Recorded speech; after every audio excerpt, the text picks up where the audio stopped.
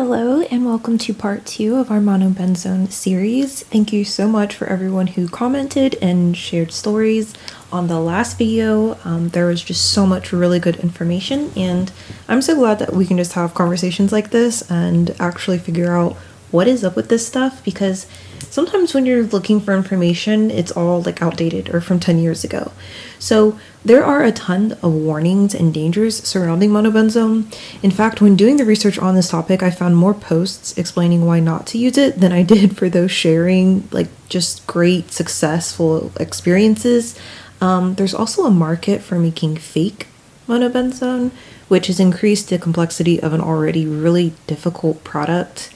I noticed that there's some people saying that monobenzone is brown. If the cream is any other color than brown, then it's fake. Now, of course, whether or not this is true, I have no idea, but it was just something interesting that people were trying to say, I guess, to help other people just stay safe out there.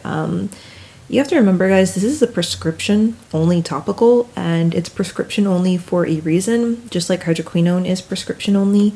I thought I was scared of hydroquinone, but after just doing deep dives on this, I could imagine how risky it would be trying to buy bootleg monobenzone. Like, it was interesting because I saw some people defending it so much, and they're like, well, even if you do give yourself chemical vitiligo, it's still worth it. Like, it's still better than what you started with. And I was just like, wait, what? But anyways, carrying on, guys. I did come across some people who gave themselves chemical-induced vitiligo, and they basically just described the difficulty with the uneven depigmenting and basically how sometimes the patches will come back. Someone said that there's a risk of cancer that can occur from damaging those cells, but something interesting that I came across in one forum was someone talking about nebulizer.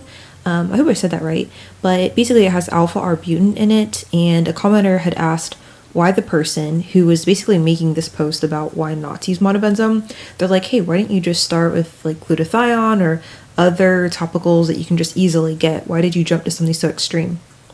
And then they also went on to say that they went from Fenty 390 to Fenty 310 in a pretty short amount of time, and they were using nebulizer, yellow peeling oil, vitamin C, and kojic acid.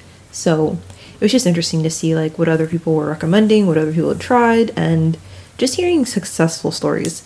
I've yet to come across anything that was yeah, I successfully, my entire body is depigmented. Usually there was still a couple of spots that you could see.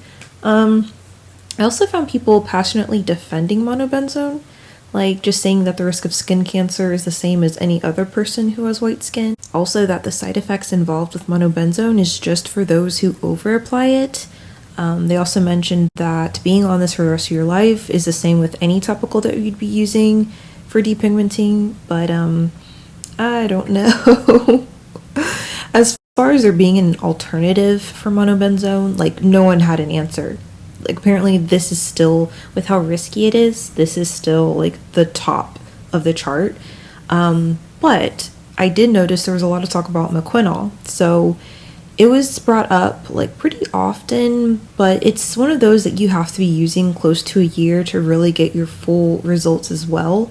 Mequinol can be found in percentages from 2 to 20%, which to me that sounded kind of low, but I could be wrong. There's a claim that if you use mequinol long enough that you can depigment also, but you'd have to basically just enforce severe sun safety for the rest of your life because, again, your skin's going to be very sensitive.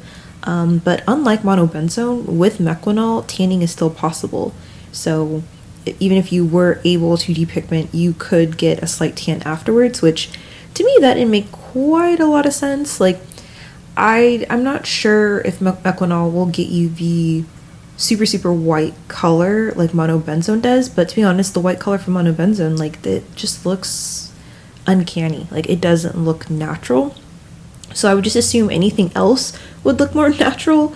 But it said that mequinol is basically stronger than hydroquinone, but it's weaker than monobenzone. And apparently it's easier to get than monobenzone as well. Though, don't be fooled. There's also a ton of horror stories about mequinol as well. So this is just one of those things that's just kind of a coin toss. If your doctor has prescribed this for you, then obviously you already know all of the risks. But if you're trying to get this like secondhand or bootleg or make your own, I mean, you have to be in a pretty bad place if you want to risk it quite like that. Though I do know some people who watch my channel who aren't doing this for vanity reasons. They're not doing it just because, oh, I want lighter skin.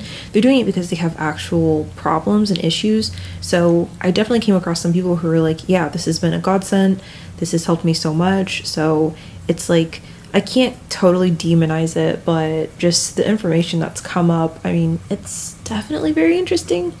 Any type of skin lightening, I think it's better to just go slowly, take your time, like don't rush it, then have, patchy skin. Even I using basically chemical peels full body, like I've noticed areas where like I've missed spots.